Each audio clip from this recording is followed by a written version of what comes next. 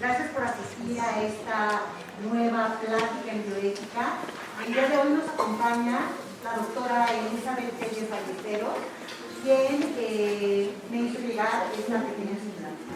Ella es médica veterinaria zootecnista y maestra en ciencias de la producción de la salud animal por la Facultad de Veterinaria y Zootecnia de la UNAM. Es doctora en ciencias, área de bioética, por el posgrado en ciencias médicas, odontológicas y de la salud de la Facultad de Medicina, también de la UNAM. Es ganadora del premio otorgado por la Coordinación de Humanidades de la UNAM y la Fundación Aurora Arnaez a la mejor tesis doctoral en bioética en 2014. Del 17 al 19 realizó una estancia de investigación en el Programa Universitario de Bioética. Es candidata a investigadora nacional del SNI. También es miembro externo del Comité Interno para el Cuidado y Uso de Animales de Laboratorio, que es el CICUAL, de la Facultad de Medicina de la UNAM, y del Comité de Bioética de Agencia Atención Animal, el AGATAN, que es una institución federal, local, que es de la Ciudad de México. Actualmente es profesora de bioética en la Facultad de Ciencias, también en la Facultad de Medicina Veterinaria y Zootecnia, también de la UNAM, y de la Escuela de Pequeñas Especies en la Federación Canófila Mexicana. Su área de investigación en bioética comprende la zoética y la ecoética. Bueno, pues sin más, gracias por estar aquí. Vamos a empezar con un pequeño retraso, pero pues bienvenida, Elizabeth. Muchísimas gracias, querida doctora Ángeles. Muchísimas gracias a todas, todos. Les agradezco su asistencia y su interés, porque pues estos son temas de mucha importancia, no solo en esta facultad, sino en toda la universidad, donde se trabaja y se utilizan animales tanto para la investigación como para la enseñanza, y pues estoy súper contenta, súper agradecida con el CEAC por esta serie de charlas en bioética que me parecen súper relevantes, y que pues ya vamos con esta sesión casi a la mitad, ¿verdad? Y entonces todavía hay muchas sesiones muy interesantes. En esta en particular vamos a hablar sobre los animales que se utilizan para la investigación y la enseñanza. Y bueno, el título de la ponencia es Ley de Protección a los Animales de la Ciudad de México y Bioética, aunque yo voy a hablar concretamente de la Ley de Protección y Bienestar a los Animales de la Ciudad de México, que fue reformada muy recientemente, en este año.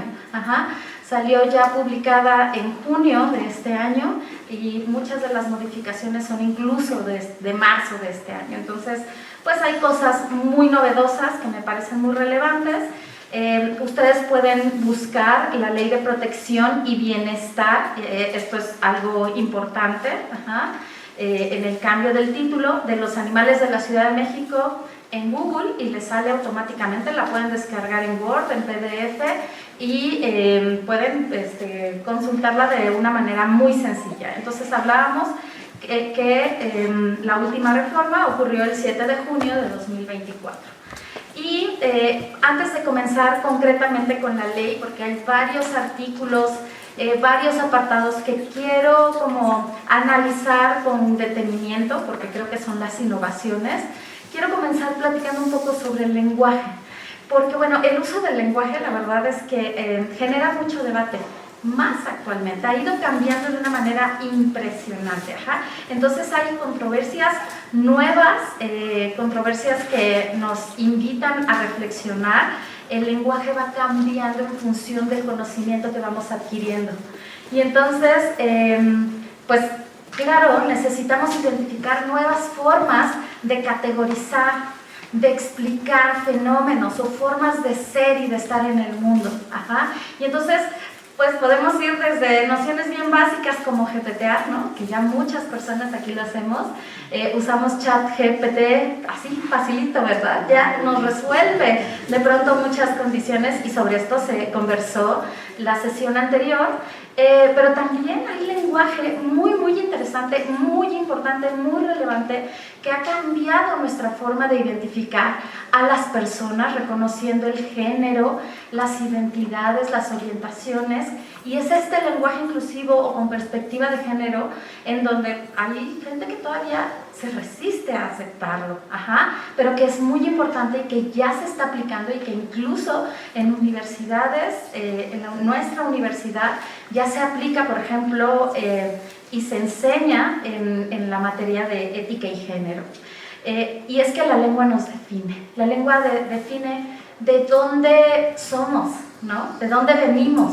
Y así, por ejemplo, identificamos a los del norte, que yo tengo algo de Sonora y entonces, por ejemplo, allá se dice balde en vez de cubeta, ¿no?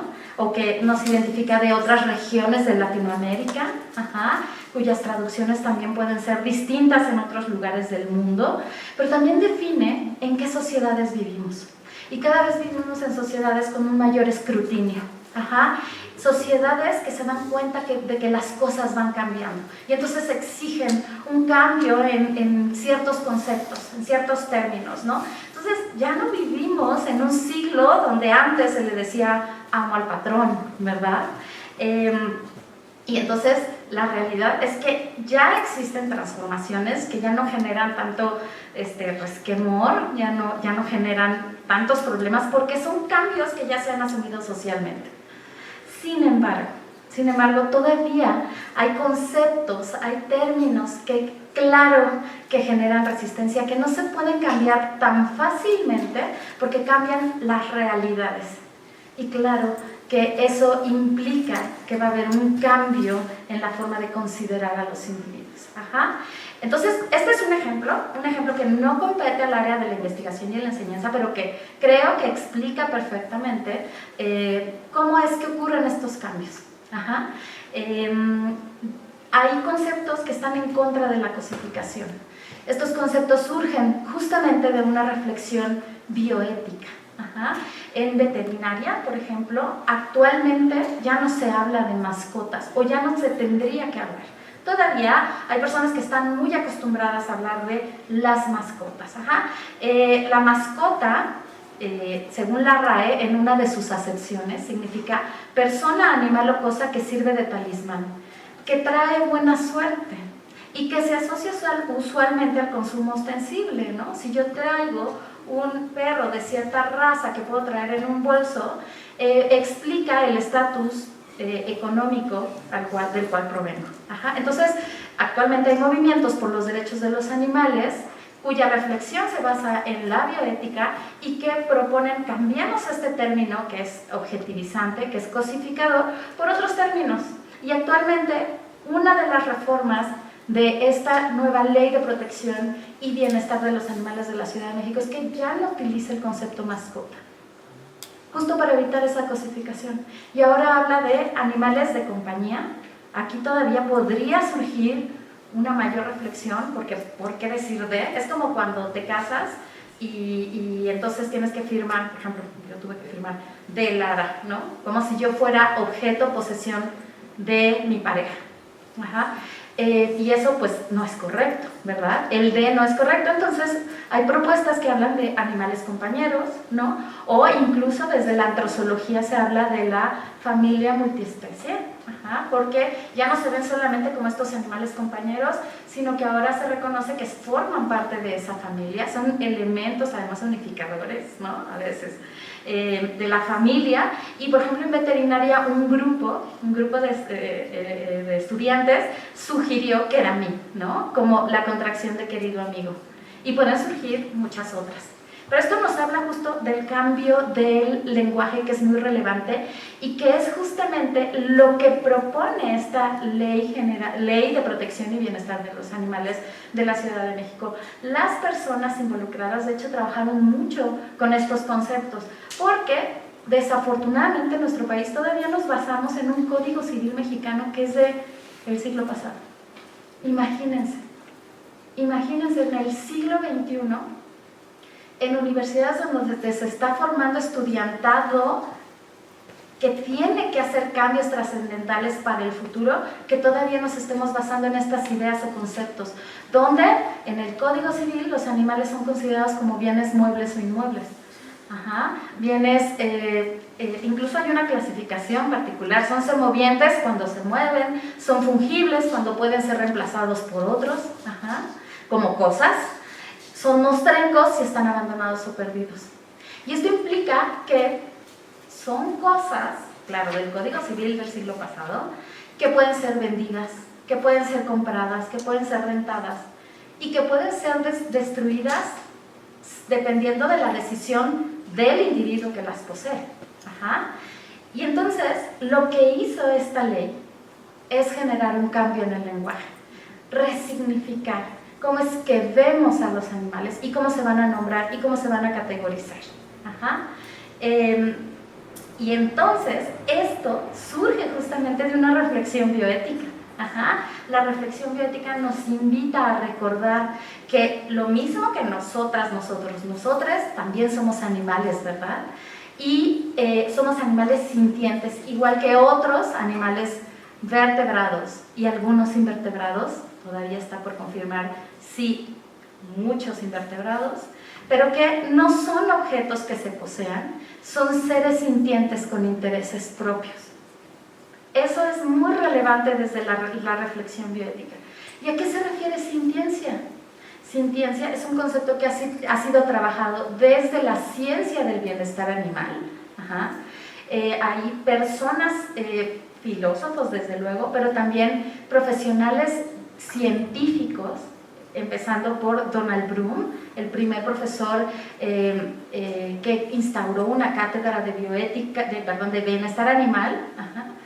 Pero hay otros muchos, ¿no? Duncan, Fraser, Marianne Stan Dawkins, o sea, hay muchas personas que se han involucrado, Mark Bekoff, qué sé yo, hay gente que ha trabajado sobre este concepto y es un concepto polisémico, pero en esencia, todas las personas consienten en que sintiencia es esta capacidad de sentir dolor, placer, sufrimiento y de ser conscientes. No solo como conciencia de estar despierto, como awareness en inglés, sino como de consciousness. Incluso hay una declaración de conciencia firmada en Cambridge en el 2012 y que asienta justamente que los animales tienen todas las estructuras neuroanatómicas y neurofisiológicas para exhibir estados de conciencia, que pues ha sido reflexionado pues desde muchas posturas. Esto se estudia en la bioética. Peter Singer, quien promueve el utilitarismo sensocéntrico, dice todos aquellos individuos con sistema nervioso central son capaces de experimentar placer y dolor, y ese placer y dolor deben ser tomados en cuenta. O Tom Regan, quien promueve la propuesta por los derechos de los animales, dicen todos aquellos individuos sujetos de una vida, es decir, que posean estados mentales con C y con SC, son sujetos de consideración moral, y que pues empata justamente con lo que propone la Declaración de Cambridge. Y bueno, Fritz Jarr, el propio padre de la bioética, es un biocentrista, porque él en su imperativo moral nos dice, trata en principio a cada ser viviente como a un igual en la medida de lo posible. O sea, realmente se está preocupando por todos los seres vivos, lo mismo que Paul Taylor, que es un biocentrista que propone estrategias para conciliar intereses entre especies. Y aquí pongo otra referencia de dos filósofos, Tom Beauchamp y David de Gracia, que también aportan principios concretamente en la experimentación con animales. Y esta reflexión bioética dice, solo se pueden utilizar animales cuando no hay un método alternativo, cuando se espera un beneficio real, cuando hay suficiente valor para justificar el daño, que debe ser un daño mínimo, es decir, no causar daño que no sea necesario para obtener conocimiento, que los experimentos se apeguen a cumplir las necesidades básicas de los animales que son estudiadas y planteadas por el bienestar animal, y que no rebase límites de daño, dolor y sufrimiento en estos animales. Y esto es reflexión bioética, sobre esto se puede hablar mucho, pero yo sí quería que lo conocieran, que sobre eso se ha trabajado mucho, que hay mucha información y que además empata con principios científicos bien importantes, ¿no? Y esto de resignificar, de cambiar la manera de ver a los animales, ya existe actualmente en muchas constituciones políticas de muchos países, ya se ha modificado. Siendo el Reino Unido el último de los países en donde cambió, pero en Colombia, en Argentina, en España, en Australia, Nueva Zelanda, ya se ha modificado y ya consideran a los animales como seres sintientes. Ajá. Y esto justo se aplicó en la Constitución Política de la Ciudad de México, que ya entró en vigor desde hace rato. Ajá. Y dado que al menos esta facultad, muchas otras facultades de la UNAM, estamos en la Ciudad de México, tenemos que conocer estos códigos, estas leyes y saber que aplican también a las personas que estamos aquí, ¿no? La Constitución entonces reconoce a los animales como los seres sintientes, nos conmina a recibir trato digno, que deben recibir trato digno, dice que los animales son sujetos de consideración moral y su tutela es de responsabilidad común, que es lo mismo que vemos en el artículo 1 de la Ley de Protección y Bienestar que estamos revisando el día de hoy. Ajá. Entonces, dice, es de observancia general en la Ciudad de México, tiene por objeto proteger a los animales como seres sintientes. Ajá. Este es un concepto que es muy relevante, que ha sido trabajado desde los años 80 del siglo pasado, pero que actualmente ya es de dominio común y sin embargo todavía hay gente que lo cuestiona. Habla de otras cosas de las cuales vamos a platicar, como el bienestar animal y los 5 dominios, pero conocer que la sintiencia está asociada a esta capacidad de sentir dolor. Ajá. Dolor no solo como nocicepción, sino también como sentimiento de dolor y como un estado mental, incluso psicológico, que se llama sufrimiento. Y en las definiciones de esta ley viene definido sufrimiento, ¿no? No es la definición que encontramos en los artículos, pero sí señala que hay sufrimiento cuando falta bienestar animal por motivos que pongan en riesgo la salud, la integridad o la vida del animal. Y el sufrimiento, vuelvo a enfatizar, es una condición emocional. Ajá. Puede estar asociado o no a dolor. Como en el caso de este animal, que puede estar siendo contenido, estos tubos usualmente son utilizados sí para causar menos estrés en los animales, sí han sido condicionados para estar allí y que se pueda tomar una muestra de sangre de la cola. Pero si hay animales que son sometidos durante largo tiempo en estos receptáculos, pues van a estar muy estresados. No tienen ningún daño, no tienen ninguna enfermedad, pero se van a estresar y va a generar sufrimiento, es decir, dolor emocional en los animales. Entonces, pues claro, toda esta reflexión bioética en torno al estado mental de los animales, a su conciencia, a su capacidad de experimentar dolor o placer, pues tiene repercusiones bioéticas que eventualmente van a tener repercusiones por su bienestar y que desde luego están reflejadas en repercusiones jurídicas.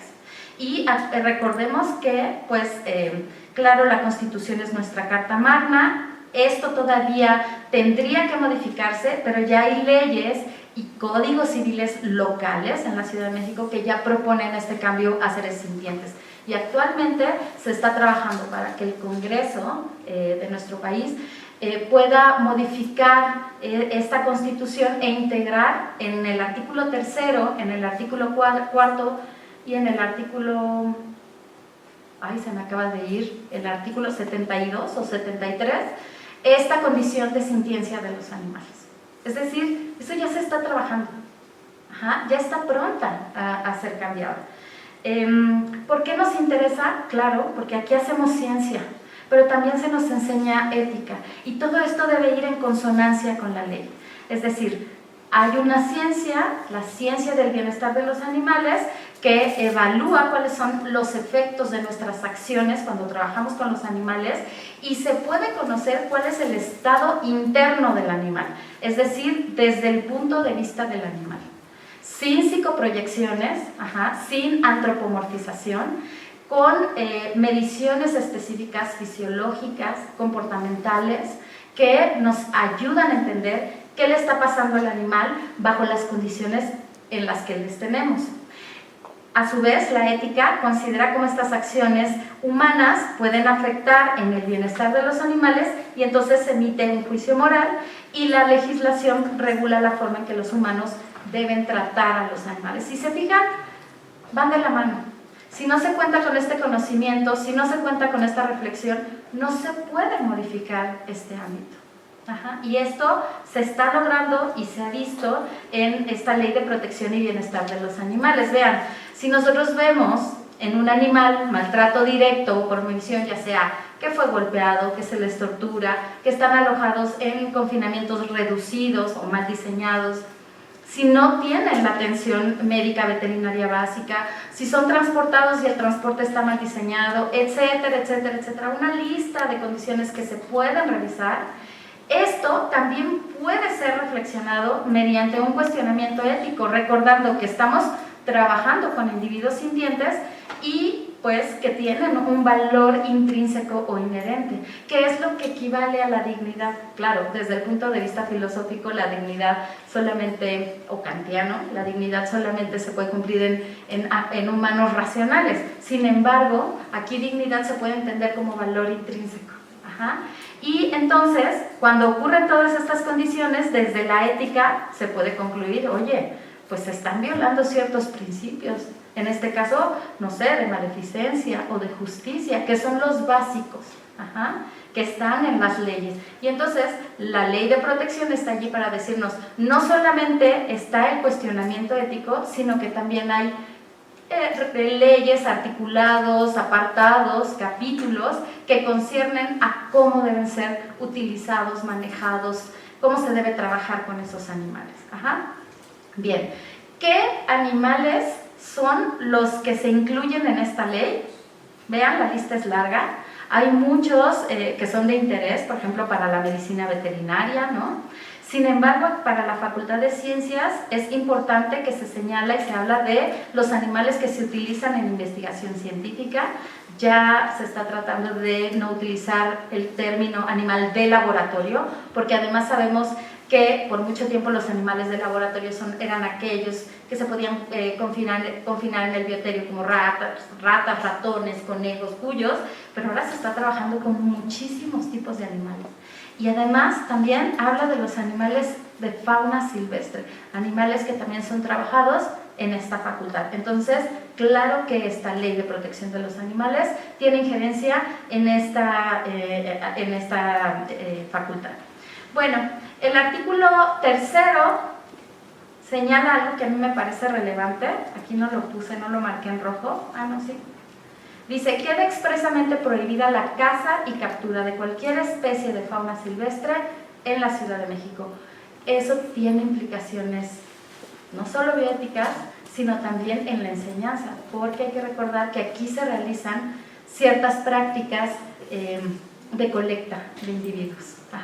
Y si son animales, habría que considerar esta ley de protección, ¿no? Claro, estas leyes no vienen solitas, se tienen que empatar con otras, ya sea la ley de protección de vida silvestre, ¿no? La Ley General de Vida Silvestre, perdón, y pues con las normas que hablan en torno a las colectas de animales, que tienen ciertas condiciones que se deben considerar en cuanto al cálculo de la N, a que no sean especies en peligro de extinción, ¿no? De acuerdo con la norma oficial mexicana 059, etcétera, etcétera. Aquí el asunto es, estamos analizando esta ley y también encontrar cómo muchas de las leyes son complementarias y tendrían que ser progresivas y no regresivas. Entonces, si se cambia una ley, también tendría que haber como ahí homologación con otras leyes y normas. Las leyes y normas se revisan cada 5 años y se pueden actualizar. Eso es muy, muy importante. También define cuáles son los animales para la investigación científica. Son todos aquellos utilizados para la generación de nuevos conocimientos por instituciones científicas y de enseñanza superior. Esta ley, aunque no lo establece específicamente, se centra en los animales vertebrados, y aquí habría que preguntar, ¿por qué no se consideró a los invertebrados, no? Claro, porque no son sintientes, y esta ley aplica a todos los individuos sintientes. Pero si se llegara a demostrar que hay algún individuo invertebrado sintiente, como es el caso de los cefalópodos y crustáceos, que esos ya están súper comprobados que son sintientes, pues entonces también aquí se consideran. ¿Sí? Bien, define el bienestar animal, y si ustedes recuerdan, me voy a regresar rápido, espero no marearles, pero en esta primera parte habla, en el primer capítulo, habla de que tiene que garantizar la sanidad animal, la salud pública y los 5 dominios del bienestar animal. Entonces, es una ley que ya reconoce estos avances en el conocimiento, y entonces define bienestar animal como este estado físico y mental en el que el animal vive, es manejado y muere. Y entonces empieza a enumerar los dominios que antes se conocían como las 5 libertades, pero que en realidad es un concepto pues relativamente viejito. En este sentido, yo sí quiero comentar algo que me parece muy relevante. El bienestar animal fue una ciencia que surgió de la preocupación social. Cuando Ruth Harrison, por allá en los 60s en Reino Unido, denunció las condiciones bajo las cuales se encontraban los animales confinados en las granjas factoría, la sociedad que leyó su libro y que fue un súper éxito de ventas dijo, ¿cómo? No sabíamos que los animales estaban así. Y entonces la sociedad exige al gobierno, explícanos, ¿esto es cierto? Y organizan un comité, el Comité Bramble, dirigido por el doctor Bramble, y entonces un grupo de expertos revisa esas condiciones y define, determina, es verdad, los animales están hacinados, no se pueden mover, es terrible la condición, y empiezan a diseñar ciertas libertades, que no son las 5 libertades que conocen, sino a lo mejor libertades bien básicas como de estirar las alas, moverse, estirar las piernas, qué sé yo, ¿no? Estirar los miembros posteriores, algo así muy básico. Sin embargo, este movimiento genera, esta preocupación ética genera un cambio, y así surge la ciencia del bienestar animal. ¿Qué quiere decir? Nuevamente lo enfatizo, cada vez estamos bajo un escrutinio más grande por parte de la sociedad, y la gente que hacemos ciencia también tenemos que escuchar esos cuestionamientos, ¿no? Y desde la ciencia explicar cuándo se justifican, cuándo se validan, y conjugarlo con la reflexión ética. Entonces, bueno, aquí yo pongo las 5 libertades. Ahora sabemos que los animales no están libres de hambre y sed, no están libres de incomodidad, no están libres de dolor, lesión, enfermedades, mucho menos los animales que se utilizan en la investigación y en la enseñanza, porque se les modifica ex profeso para, por ejemplo, manifestar cierta enfermedad, cierta patología, cierta condición. No están libres, y podemos decir, bueno, no, a lo mejor no voy a poder dejar de hacer ciertas, o dejar de generar ciertas condiciones, pero por eso es importante hablar de los 5 dominios. Los 5 dominios o dimensiones, para que quede más claro, es que en inglés se habla de domains, ¿no? Pero en realidad son como dimensiones. Y son dimensiones que hablan no solo de evitar condiciones negativas, sino de promover condiciones positivas. Entonces, si yo voy a causar en el dominio de salud física una enfermedad o una lesión, entonces tengo que trabajar sobre el resto de los dominios para favorecer el bienestar de los animales. Claro, no voy a causar una enfermedad o una lesión nada más porque se me ocurre y porque creo que podría ser algo curiosito de investigar. Tiene que haber una justificación, pero sí que es relevante que en el modelo de los 5 dominios ya se empieza a enfocar en condiciones positivas que se deben promover. Ese es el aporte de los 5 dominios. Esto también es algo muy nuevo, la ciencia del bienestar animal está en construcción, y aunque empezó en el siglo pasado, todavía está sujeta a múltiples cambios, y aquí se requiere a mucha gente interesada por los animales, para que pues, se pueda seguir desarrollando. El modelo de los 5 dominios o de estas dimensiones habla de 4 dominios funcionales o físicos necesarios para que los animales estén bien y sobrevivan, pero también hablan de un 5.º dominio muy importante que por mucho tiempo había sido obviado, no sé si obviado o más bien no considerado, que es el dominio mental, y en donde se reconoce que los animales pueden experimentar experiencias negativas, pero que también se puede trabajar con experiencias positivas. Tan es así que hay investigaciones como las del psicólogo Jack Paskett, que ha desarrollado estrategias para hacerles cosquillas a las ratas. No estoy diciendo que hay que hacerles cosquillas a todos los animales que vamos a utilizar en investigación y enseñanza, pero a las ratas les gusta, lo disfrutan. Yo no lo disfrutaría, honestamente, y los ratones desde luego que no, pero animales que tienen experiencias positivas no van a presentar afectaciones en este sentido, por ejemplo, de salud física. Y eso genera investigaciones o prácticas con experimentos con resultados robustos, donde esas afectaciones en la salud no alteren los resultados. Entonces, les digo, hay mucho que trabajar sobre las experiencias positivas en todos los dominios hacia los animales, ¿ok?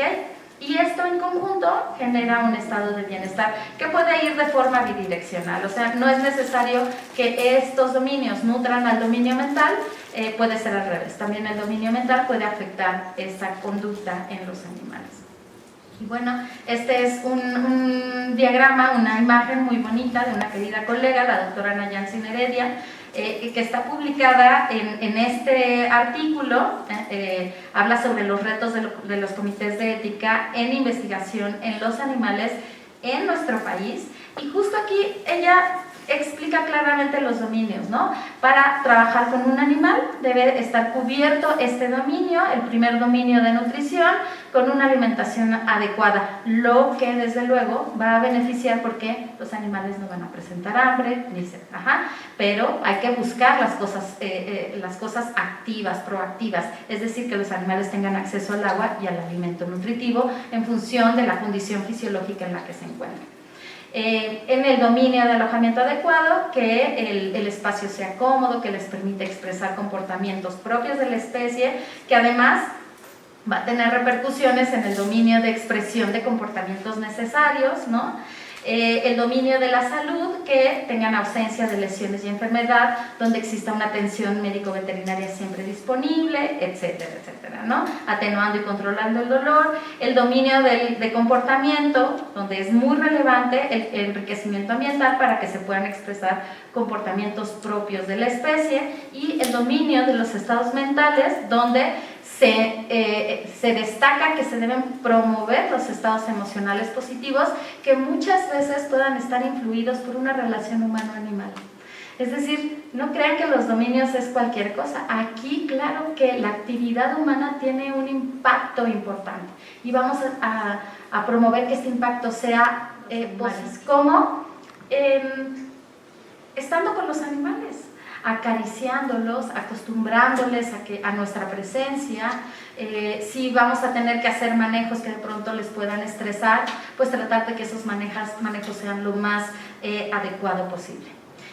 Y es que la ciencia del bienestar animal sí que ha estado estudiando esto que yo les decía que era una inquietud que surgió desde la ética y que se volvió una inquietud científica, sí ha sido estudiado. Vean en este gráfico, vemos en este eje el bienestar animal y en este eje la productividad. Es decir, qué tanto beneficio se puede obtener del uso de los animales. Piensen en cualquier ámbito, aquí lo podemos aplicar a la investigación y a la enseñanza. El nivel máximo de bienestar de los animales se alcanza cuando la productividad es promedio. Pero ¿qué se busca en muchos ámbitos? Que la productividad sea muy alta.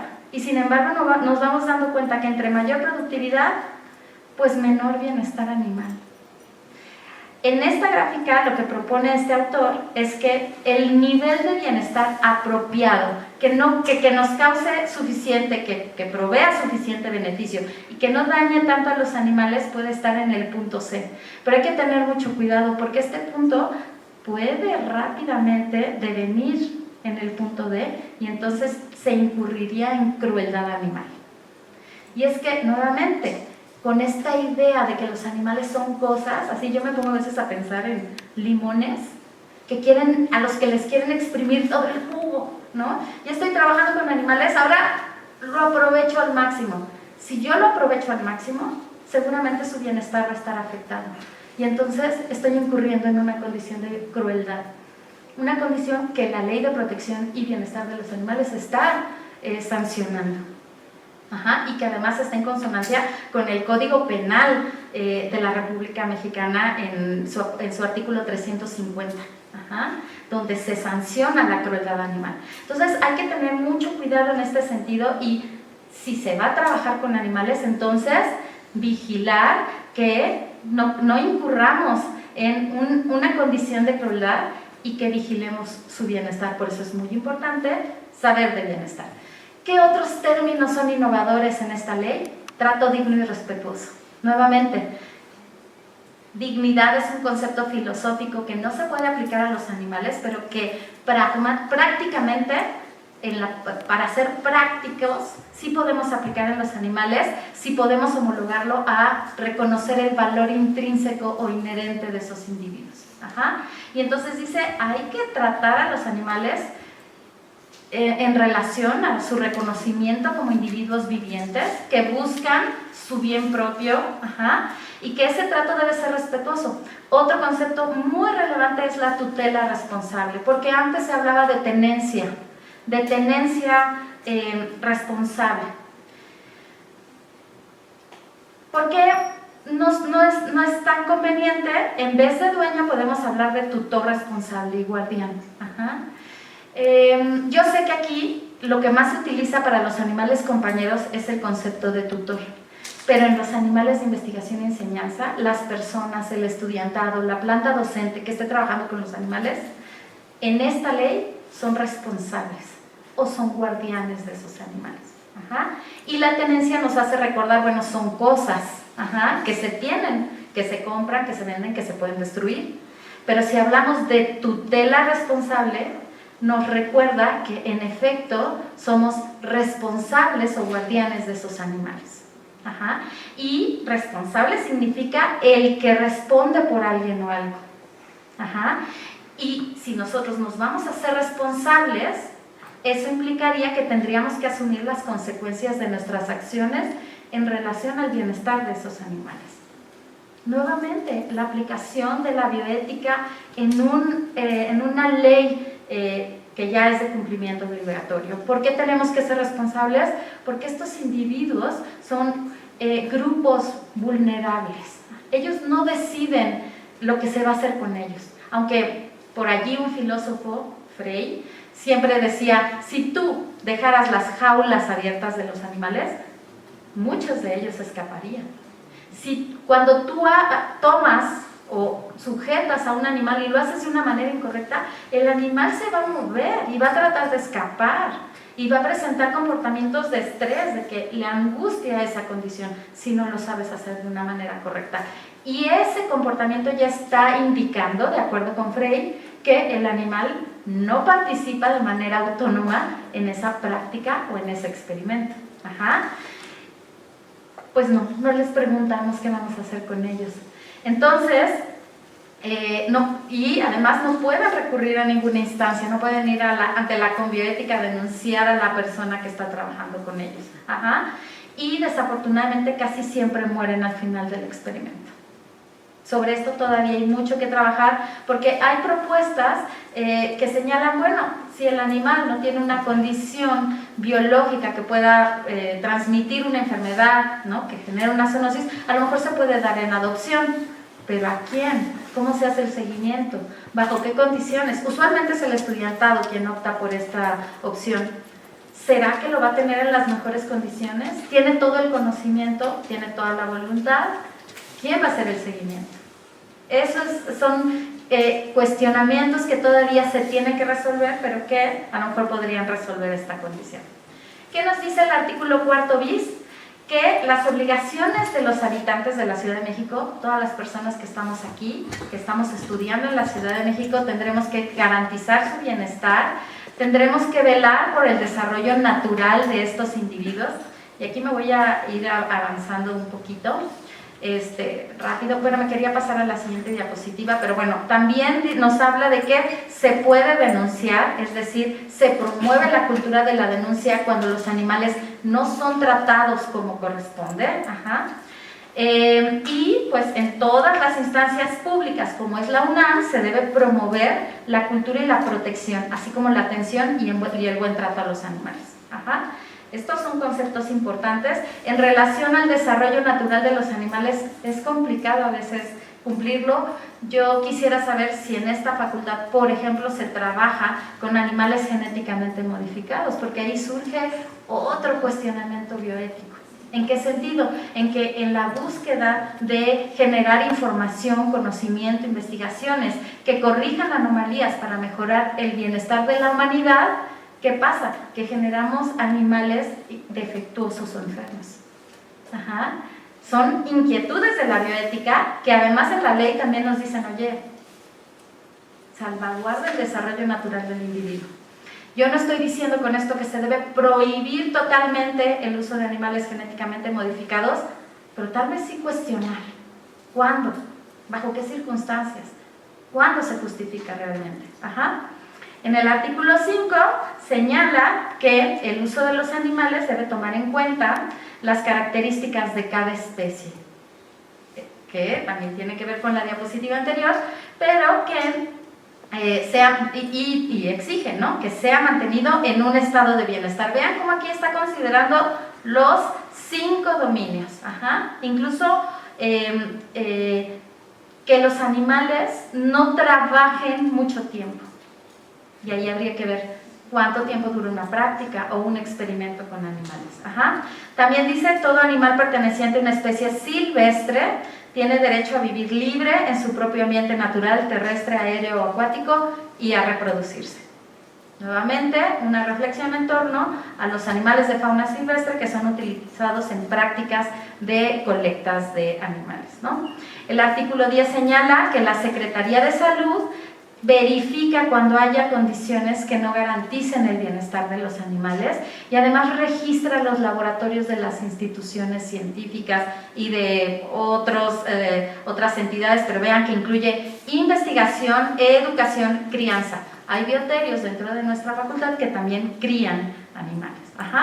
Y pues a mí me gusta aquí enfatizar que la gente siempre dice, bueno, la investigación con animales sí se debe vigilar, pero no sabían que la educación, la enseñanza con animales es un ámbito que también se debe vigilar. Bueno, esto de verificar y registrar laboratorios es una función importante de la SADER, de la Secretaría de Agricultura, a través de la SENACICA. Que es el Servicio Nacional de Inocuidad y Calidad Agroalimentaria, pero a nivel local quien se encarga de esto es la Secretaría de Salud. Entonces habría ahí que revisar qué tanto ha trabajado la Secretaría de Salud para subsanar esta condición. También menciona que las alcaldías van a supervisar, verificar y sancionar lo que hacen las instituciones académicas y de investigación. Es decir, si hay un incumplimiento a la normatividad, también las alcaldías tienen injerencia y pueden revisar cuáles son las condiciones. Ahora bien, vamos a dar un salto grande porque mucho de la ley aborda temas de animales compañeros, animales de servicio, animales de trabajo, algunas condiciones, usualmente no considera a los animales destinados al consumo humano, y vamos a dar un salto muy grande hasta el artículo 46, no sin antes revisar la definición en lo que está en los primeros apartados de la ley de vivisección, porque sí utiliza este concepto, pero entendido como estos procedimientos quirúrgicos a un animal vivo en condiciones asépticas y bajo los efectos de un anestésico apropiado. que considera, desde luego, el bienestar animal y cuyo objeto es ampliar los conocimientos acerca de procesos patológicos y fisiológicos. En la ley, los capítulos más relevantes para la investigación y la enseñanza están en los artículos, más bien los artículos relevantes son el 46 y el 47. Vean el artículo 46. En el recuadro enfatizo un apartado que me parece relevante porque, bueno, aunque dice que las prácticas de vivisección están prohibidas en estos niveles de enseñanza primaria y secundaria, pues de eso no nos compete. Bueno, algo que me faltó señalar en torno al concepto de vivisección es que justamente no se debe entender como la vivisección que hacía Claude Bernard en animales que estaban sin anestesia, ¿ok? Aquí se habla claramente de la anestesia, de las condiciones asépticas y de la justificación. Es decir, se está utilizando el concepto de vivisección con un sentido ético. Bueno, ¿qué dice el artículo 46? Aquí este es el fundamento para la objeción de conciencia, que como tal no viene así enunciada en esta ley. La objeción de conciencia como tal no está en una ley de nuestro país, está en ciertos reglamentos, por ejemplo, para el servicio, para el personal del sector, el personal de salud, ¿no? Por ejemplo, médicos, médicas que apelan a objeción de conciencia cuando no desean realizar abortos. Sin embargo, en este ámbito del uso de los animales de investigación o enseñanza, dice que ninguna persona del alumnado podrá ser obligada a experimentar con animales contra su voluntad. Es decir, implícitamente tiene esta figura de objeción de conciencia y obliga a que la planta docente investigue y proporcione prácticas alternativas para otorgar calificación aprobatoria. Y si alguien obliga al alumnado, en el sentido de decir, si no haces la práctica, no adquiriste el conocimiento, estás reprobada, reprobado. Eso va contra lo que señala la ley y es una persona que puede ser sancionada. Esto es muy relevante, a mí me parece muy importante informarlo al alumnado. Me comentaban queridos colegas de esta facultad que ya en esta facultad se puede apelar a la objeción de conciencia, lo cual aplaudo, pero bueno, todavía hay lugares donde se obliga y se coacciona al estudiantado a realizar la práctica porque si no, no van a aprobar la asignatura. Entonces, hay que conocer este tipo de apartados. Otra cosa que señala es que ningún animal podrá ser utilizado más de una vez en experimentos de vivisección, y hablamos experimentos de vivisección entendiéndolos como estos lesivos, estos que causan daño, porque la verdad, honestamente, yo no estoy en contra de que se utilicen animales en varios experimentos siempre y cuando no estén estresados, ni se les lesione, ni se les dañe. Pero a lo mejor esto también es peligroso porque justamente si alguien dice, bueno, yo utilicé un animal en donde hice una prueba conductual, no tiene ninguna cuestión de bioseguridad, pero el animal ya aprendió el truco, ya no me sirve, y entonces la ley dice que ya no puedo utilizarlo otra vez, y entonces se matan animales sanos. Entonces, tener cuidado pues con estas cosas, ¿no? En relación a la objeción de conciencia, en las áreas biomédicas se ha estudiado que ocurre un proceso de desensibilización. Esto ha sido estudiado no por profesionales de la medicina veterinaria ni de la biología, sino por pedagogas. Por ejemplo, ella, Virginia Pumphrey, es pedagoga. Y ella lo ha estudiado en estudiantes de veterinaria, de medicina, de biología, de química, de psicología. Y han estudiado que las prácticas lesivas, las prácticas de vivisección, en ocasiones pueden tener un efecto pedagógico contrario a lo que se pretende.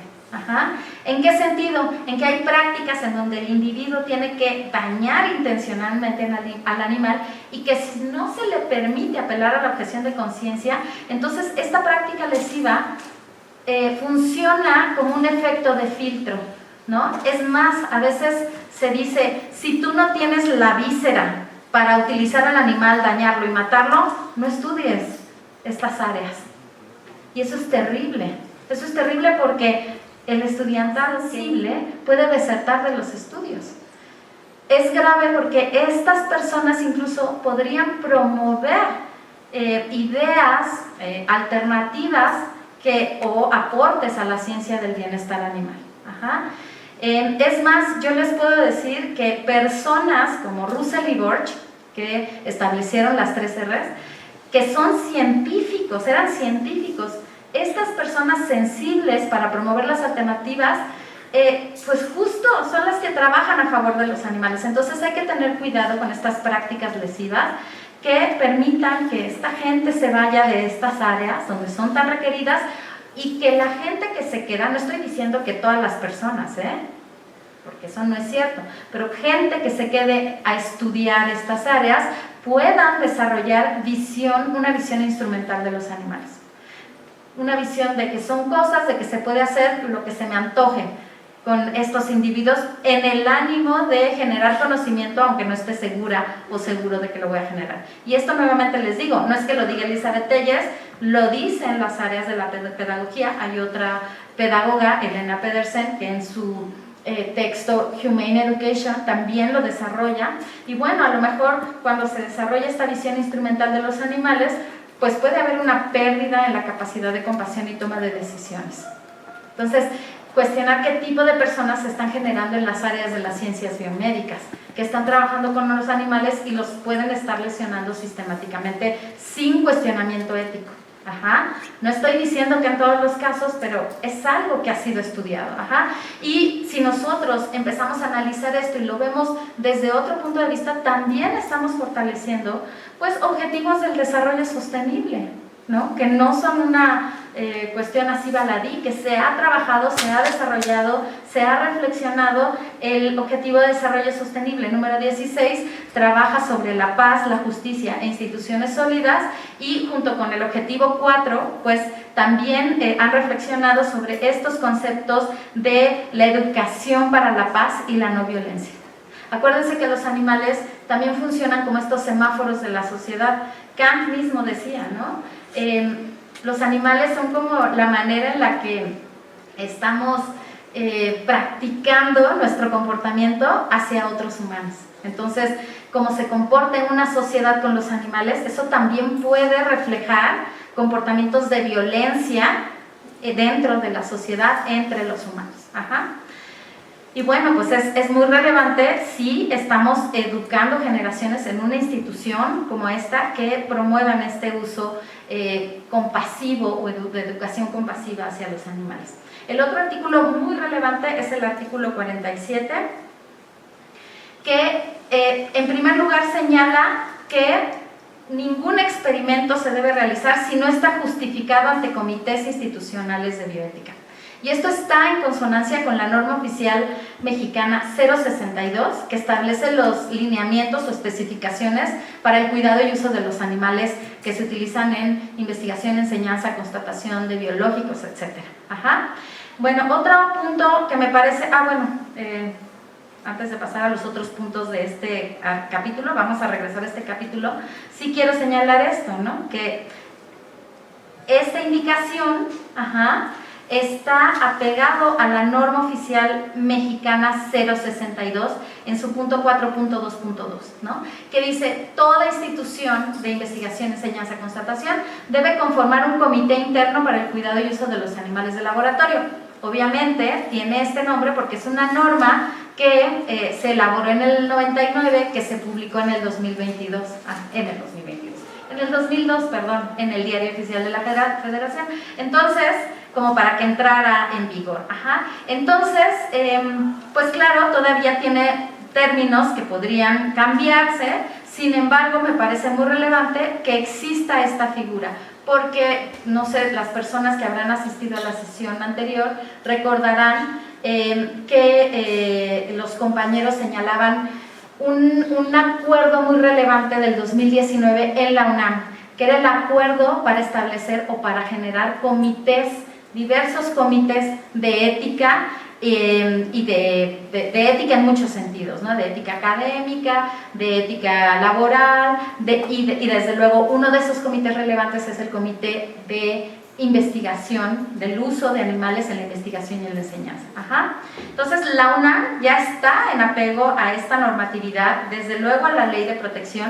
Aquí el CEARC ha hecho una labor muy importante. Ajá. Este comité, pues, no solamente se ha abocado a la cuestión del uso de los animales en la investigación y en la enseñanza, sino pues de la ética académica y bueno, muchas otras cuestiones que yo aplaudo desde luego. ¿Qué nos dice la norma 062? Que estos comités deben ser plurales, interdisciplinarios, que al menos deben contar con una persona formada en medicina veterinaria y zootecnia, y no por echarle porras a mi profesión, pero sí que creo que es muy importante reconocer la labor de los médicos veterinarios que están a cargo de un bioterio.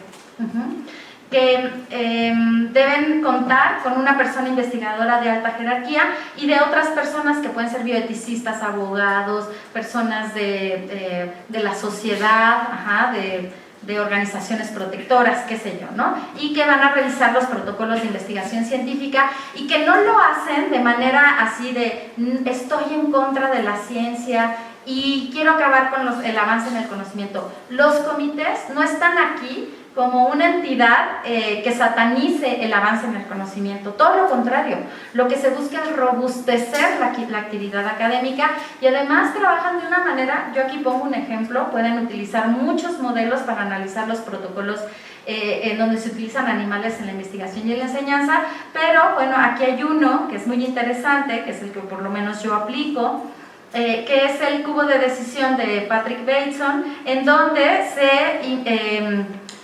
pues contrastan tres ámbitos, ¿no? La calidad de la investigación, la certeza del beneficio y el sufrimiento animal. Entonces, lo que se hace es que se promueven o se ayuda o se trabaja con los protocolos para robustecerlos y hacer comentarios de tal manera que entre más valor social, más avance en el conocimiento y menos dolor en los animales, pues entonces ese protocolo va a ser más robusto y se pueda realizar y llevar a la práctica, ¿sí?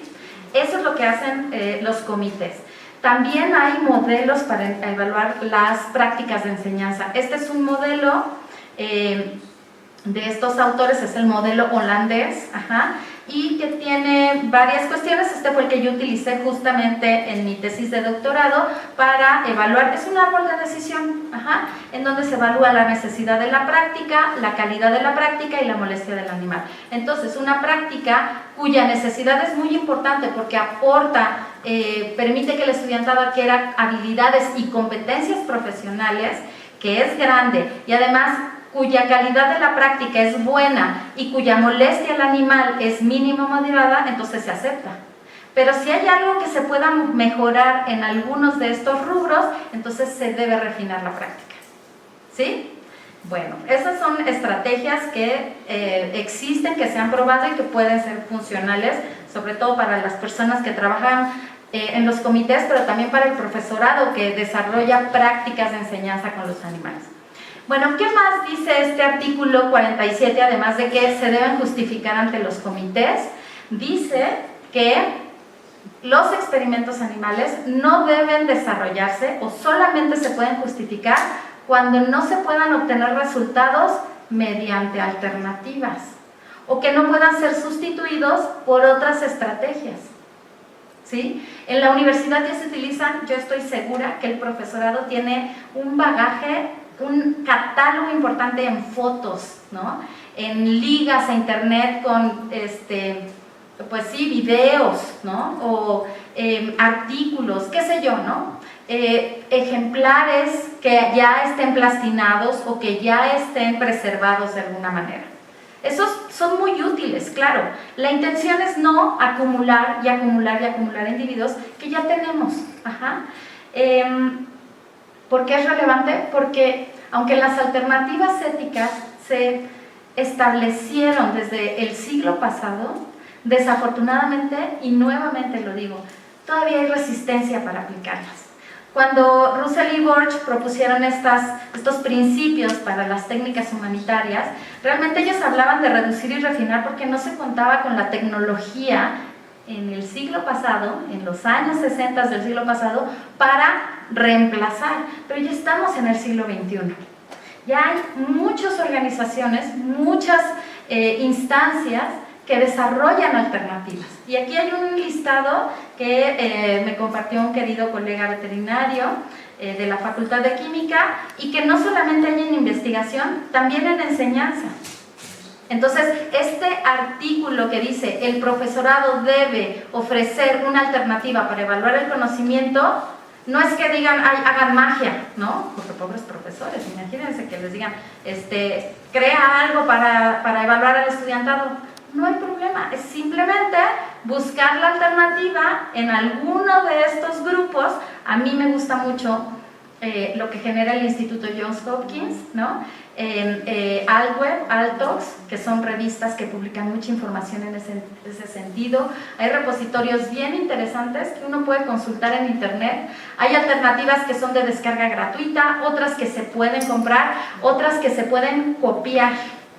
Ajá. Y que como universidad, una de las universidades más importantes de América Latina que somos, tendríamos que tener ya la capacidad de desarrollar esas alternativas. Yo siempre digo, la universidad debe promover estos equipos interdisciplinarios de trabajo en donde alguien de biología, alguien de veterinaria, alguien de diseño, alguien de ingeniería en materiales trabajen en equipo y desarrollen una alternativa.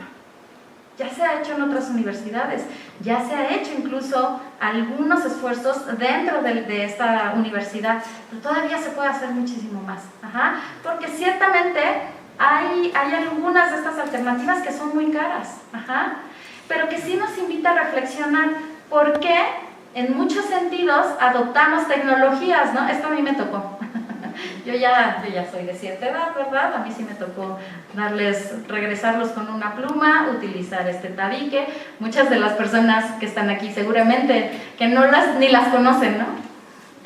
Ya utilizan esto, utilizan otras cosas aún más funcionales, aplicaciones que se van sumando al catálogo de múltiples opciones por las que se puede optar. Sin embargo, la enseñanza, las pruebas toxicológicas todavía utilizan animales como se utilizaban hace 50 años. Entonces, eso es importante cuestionarlo, reflexionarlo, porque claro que sí hay un antecedente para decir, bueno, se deben utilizar animales en ciertas pruebas, ¿no? O esta es la razón por la que se empezó a trabajar con animales. Este es un hecho histórico. En Estados Unidos se utilizaba esta sustancia, el elixir sulfanilamida, como un antibiótico para tratar ciertas enfermedades. El problema es que mató a más de 100 personas. ¿Por qué? Porque no se probó en animales previamente, la sociedad se queja, se crea esta Ley Federal de Alimentos, Medicamentos y Cosméticos de Estados Unidos, de ahí surge, pues, ciertamente la FDA, y la FDA por mucho tiempo obligaba a que se realizaran pruebas en animales. Sin embargo, esto ya ha cambiado, porque ya estamos en el siglo XXI. Y entonces, por ejemplo, vean, esto es de inicios de enero del año pasado, del 2023, en donde la FDA reformula estas leyes, sus requisitos, y ya no obliga a utilizar o a realizar pruebas con animales antes de que se prueben medicamentos con humanos. Entonces, si ya hay un cambio de postura, pues desde luego que eso también debe aplicar en nuestro país. Máxime si la Ley de Protección y Bienestar de los Animales también lo pide. Ajá. Bueno, ¿qué reemplazo hay? El reemplazo puede ser total o puede ser parcial. Hay reemplazos, hay ámbitos en donde el reemplazo ya de hecho es total, incluso más por cuestiones económicas que por cuestiones éticas. Por ejemplo, en toxicología. Ajá. Es mucho más económico tener un software que me permite identificar farmacológicamente cómo es que va a funcionar esta molécula, porque yo tiene este elemento, tiene este elemento, tiene este elemento, yo en mi base de datos ya sé cómo funcionan, yo ya sé cuál va a ser la farmacocinética de este medicamento. Claro, hay algunos diseños que sí en la etapa final utilizan animales, ajá, pero casi que en toxicología ya se han reemplazado. Ajá. Pero también hay reemplazo in vitro. Ajá. Se pueden utilizar células troncales, cultivos celulares o tejidos de procedencia ética. Por ejemplo, en nuestro país ya se publicó en el Diario Oficial de la Federación que están prohibidos los experimentos o las pruebas cosméticas en animales. Ajá. Desafortunadamente todavía no se ha generado el reglamento, entonces todavía no puede ser una realidad palpable, pero ya está esa indicación. ¿Por qué? Porque hay cultivos celulares en donde se puede ver la citotoxicidad, ajá, o órganos, por ejemplo, córneas de bovino o tejido sintético, ¿no? Hay piel sintética, como la que tiene L'Oréal, en donde ya se pueden hacer pruebas toxicológicas de tintes, de rímel, de qué sé yo, ¿no? Y pues la verdad es que el uso de las células es impresionante. Yo aquí pongo una cita de un artículo de la revista FESANCA, que es la Federación de Ciencias de los Animales de Laboratorio de América del Norte, de Centroamérica y del Caribe. Nuestro país pertenece a esa asociación, y en donde se habla, fíjense el título: cultivos celulares, reducción histórica en el uso de animales de laboratorio. Es decir, claro que ya se está utilizando. ¿Qué pasa? Que a veces ocurre, no estoy diciendo en esta facultad, sí he escuchado que dice, es que pues así se han hecho las prácticas, así se han hecho y así se deben seguir haciendo. Pero la industria, afuera ya se están utilizando alternativas. ¿Qué pasa ahí? Que no hay una transición del estudiantado a ese ejercicio en la industria. Entonces, el profesorado debe mostrar, debe enseñar qué es lo vigente actualmente, ¿ok?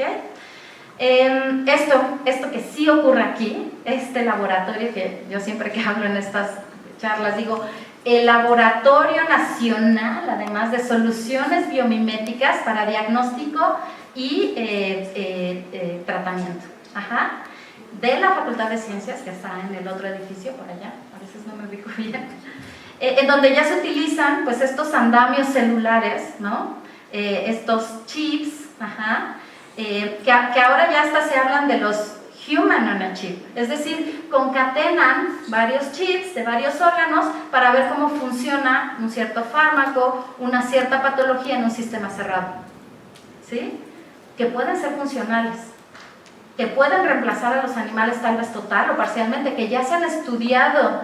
Por ejemplo, en estos chips y en estos organoides se estudió el COVID durante la pandemia, o sea, fue cuando más se utilizaron. En estos organoides, estos son de células nerviosas, y aquí se ha estudiado Alzheimer, Parkinson, autismo, son muy útiles. Ajá. Tienen sus detalles, todavía pueden perfeccionarse, pero ya hay resultados muy plausibles. Esto es un organoide de intestino, por ejemplo. Este es un esferoide de tumores. Pueden utilizar células HeLa y en vez de utilizar cultivos en 2D, entonces hacen un esferoide. Ajá. Pero también tenemos los modelos in vivo. Hay muchos laboratorios donde todavía se utiliza el pez cebra. El pez cebra, recordemos, es un animal con sistema nervioso central, por lo tanto es sintiente.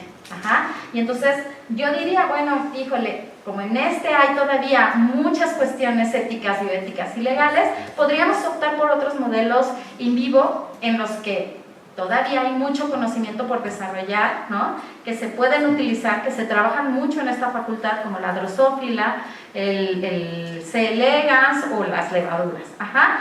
Y bueno, aquí este artículo habla de grandes ideas para pequeños cerebros, como es que incluso la psiquiatría también trabaja con estos modelos para generar avances en el conocimiento en humanos. Ajá.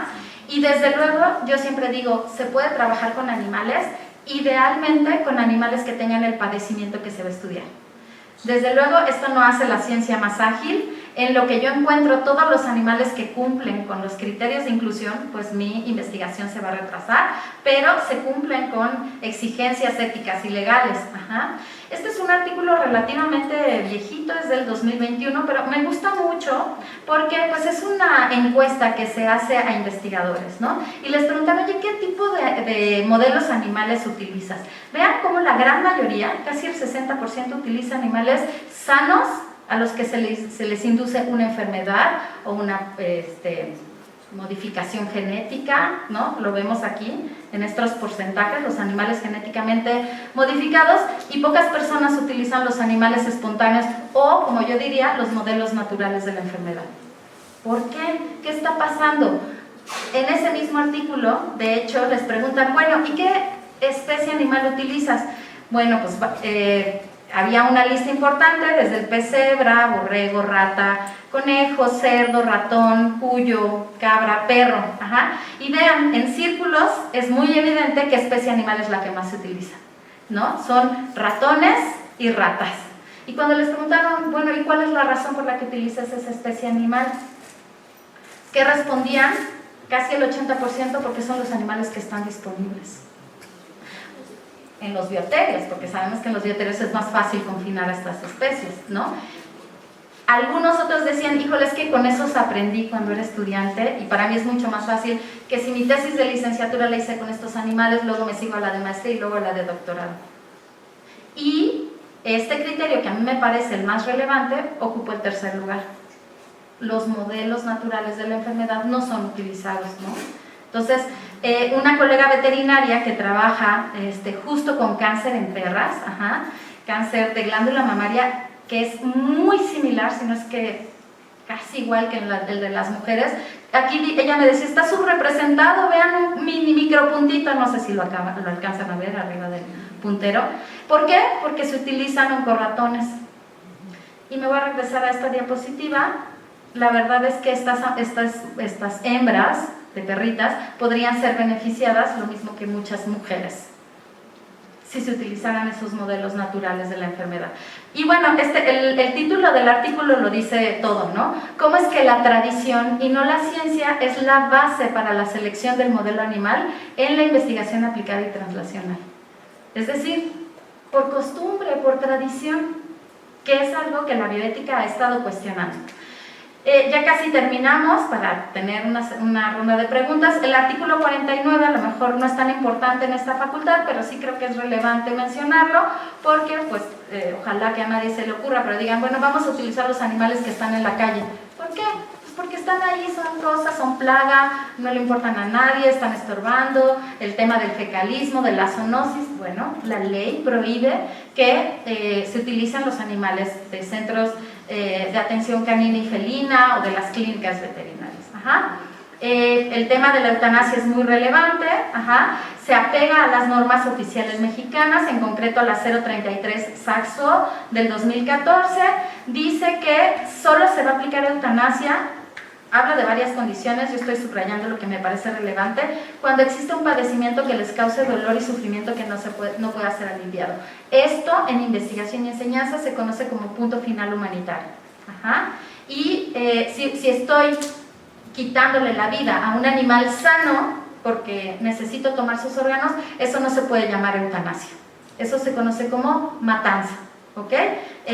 No porque no lo hagamos, a veces es necesario hacerlo, sin embargo habría que tener ciertas condiciones. Por ejemplo, voy a matar a unos animales porque sí, tengo que tomar los islotes pancreáticos, pero pues alguien más puede utilizar los pulmones, alguien más puede utilizar los riñones, alguien más puede utilizar qué sé yo, ¿no? Y así se reduce el número de animales, que es una de las 3 R's de Russell y Borch.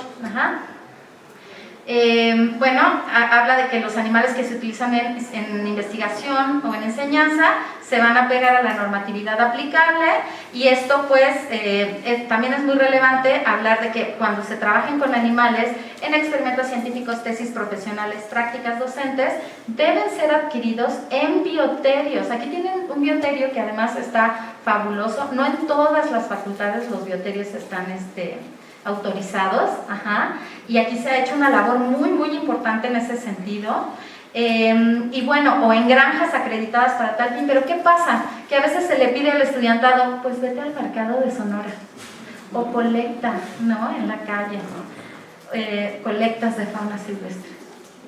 No cumple con la ley.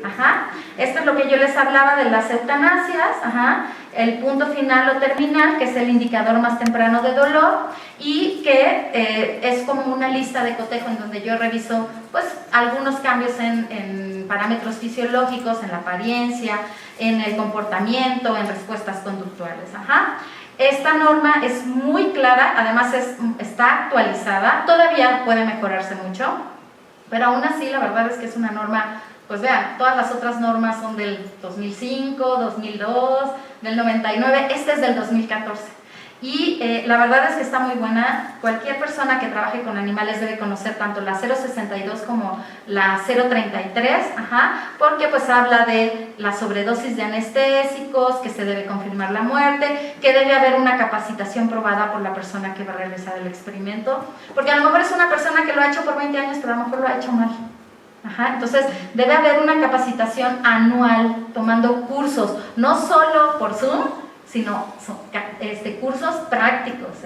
¿Y qué va a pasar con la disposición final del cadáver?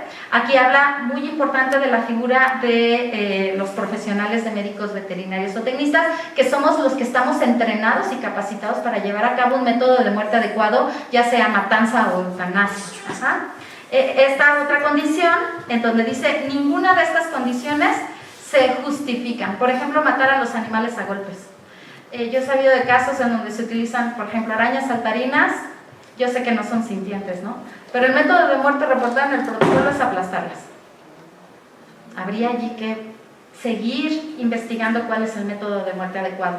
Bueno, pues a manera de corolario, esta ley aplica a las personas que estamos estudiando estas áreas de las ciencias biomédicas, desde luego al cuerpo docente, al profesorado, desde luego a médicos veterinarios o tecnistas, a quienes se dedican a la fauna silvestre, que trabajan en zoológicos, UMAS, centros de conservación. Todavía esta ley podría ayudarnos, invitarnos a reflexionar y ver qué más se puede incluir si se muestra que los animales invertebrados como los insectos son sintientes, pues también aplicaría, ¿no? ¿Qué pasa con el tema de las colectas? Y que entiendo que va a haber una charla, ¿sí? O hubo al menos una charla en esta facultad en torno a las colectas, que por cierto está en línea, y pues que muchas de las investigaciones o prácticas de enseñanza pues tendrían que aportar algo en el conocimiento, sobre todo las investigaciones, que se publique la información y que no haya un sesgo para promover únicamente publicaciones en donde se trabaja con animales, que sí hay alternativas, que sí hay innovación, y pues esta ley de protección de los animales, que puede ser revisada en 5 años y que puede ser revisada por las personas que están aquí, que ya revisaron estos articulados y que ya conocen esta información y que pueden promover cambios sustanciales para mejorar el bienestar en los animales. Yo les agradezco muchísimo su atención. Yo sé que cuando se revisa una ley de pronto es aburrido, hay artículos que, híjole, hay que conocerlos. Digo, y les invito a leer toda la ley, Esta ley, la norma oficial mexicana 062, la norma oficial mexicana 033, la Ley General de Vida Silvestre, todas estas leyes que competen al uso de los animales con los que vamos a trabajar. Les agradezco mucho y estoy atenta a preguntas, comentarios, dudas. Gracias.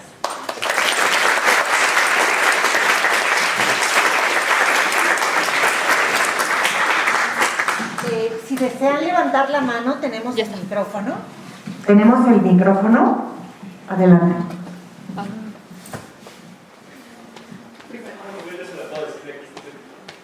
Pero yo sí te escucho muy bien, no sé allá atrás. Buenas tardes, gracias por la plática, primero que nada. Y mi duda es respecto al artículo 2, que menciona que los animales que están sujetos a plaga o que se clasifican como una plaga no están sujetos a la ley. Entonces mi duda es, ¿cuáles son las características que ustedes utilizan para designar como plaga?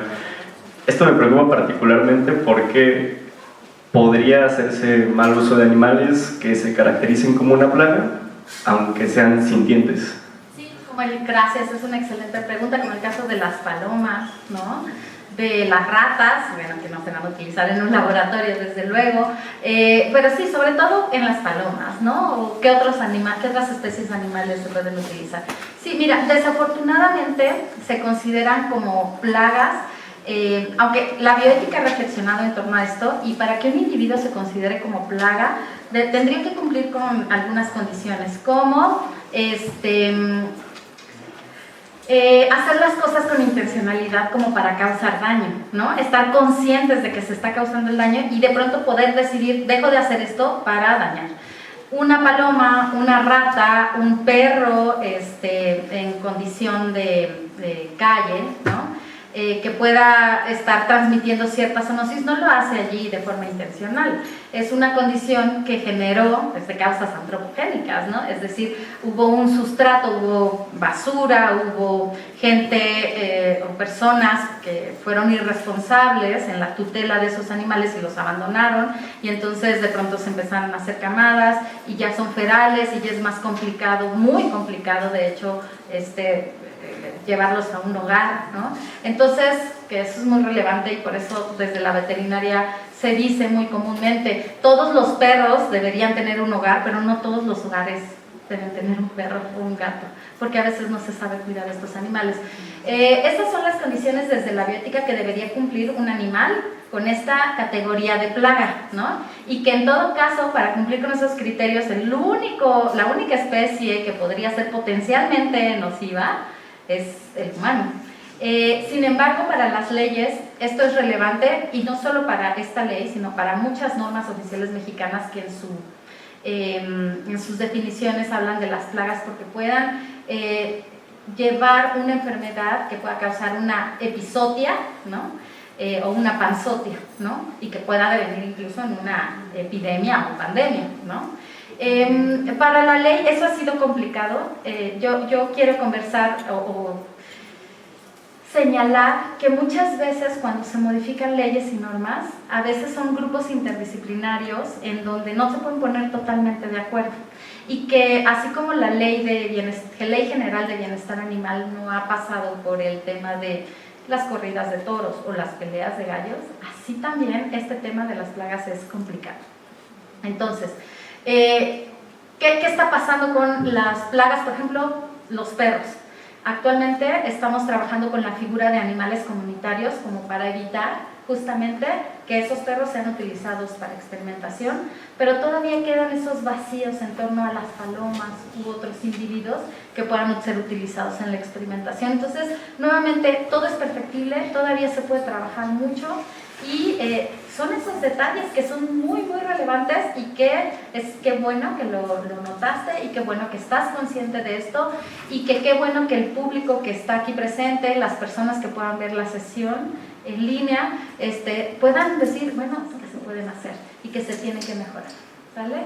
Gracias. Muchas gracias. Porque la ley definitivamente señala eso, ¿no? No incluye a las plagas, desafortunadamente.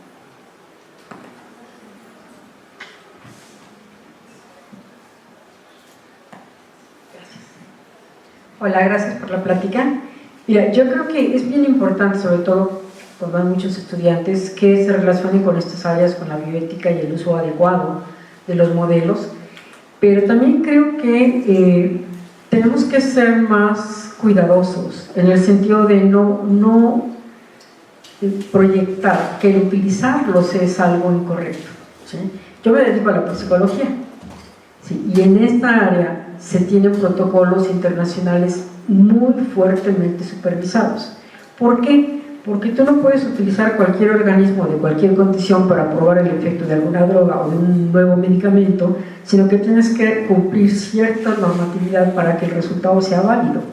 En ese sentido, el trabajar con animales que están afectados simplemente es algo inalcanzable, no se podría. Si no se podría, porque tú seguramente lo sabes, mientras más heterogénea es la población que trabajas, mucho más tamaño de muestra requieres para tomar una decisión. Entonces, el pensar en que vamos a trabajar con perros, por decir algo, por el ejemplo que pusiste, pues implicaría que voy a utilizar muchísimas más perras que las que podría utilizar con animales controlados.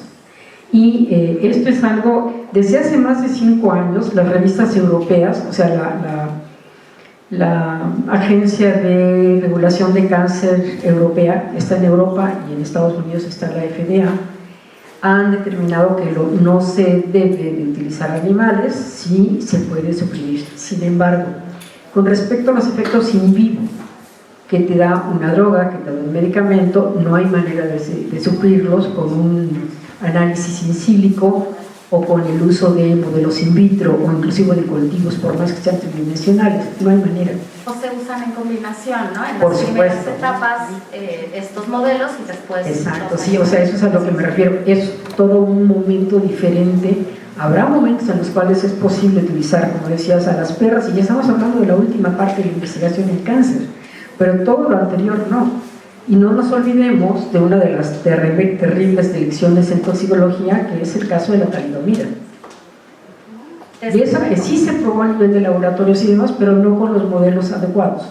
Entonces, el resultado fue caótico. Todavía tenemos poblaciones que siguen arrastrando esa desgracia, y actualmente tenemos un problema muy severo de infertilidad en humanos, mucho relacionado con edulcorantes y con sustancias sintéticas que se ocupan sin una regulación in vivo. Ya no digamos in vitro, ni siquiera se hacen estudios crónicos. Entonces, en ese sentido, yo creo que tenemos que mostrar al estudiante y al colega cuál es el mejor manejo de los organismos, ¿no? Cuándo se tiene que utilizar un organismo y cuándo no, ¿sí? Cuál es la forma de manejarlo, de dormirlo si es necesario. También hay que entender que un animal que ha sido tratado con una droga no se puede librar, ¿sí? Y por otro lado, pues también poner los pies sobre la tierra, porque aquí hay una doble moral, ¿no? Si tú te vas a tu casa y hay moscas, las matas. Si te encuentras una rata, la atrapas y la matas, ¿no? Entonces, si hacemos eso en casa, tener todo esta confort, digamos, que se hace sentir en parte al estudiante en el manejo y demás, pues es un tanto fantasioso, ¿sí? Sobre todo porque carreras como en medicina, en veterinaria y en biología, para poder tener un criterio para decir esto no se usa así, primero hay que aprender a hacerlo. Y si no, nos vamos a tomar las estrategias necesarias para educar a nuestros estudiantes. Entonces el decir no lo hago es como una decisión de escritorio, ¿no? O sea, me preocupa esa parte. Gracias. Ay, muchísimas gracias por el comentario, creo que es muy importante. Yo soy una férrea defensora de las alternativas, pero también estoy muy consciente de que el reemplazo total de los animales todavía no es posible, pero eso apunta, apunta a que tal vez, en algún momento se pueda prescindir de los animales. Ahora, la ley es muy clara en ese sentido. En el artículo 47 lo que dice es: no se pueden realizar experimentos con animales si se pueden sustituir. Pero si no se pueden sustituir, es evidente que se van a tener que utilizar animales.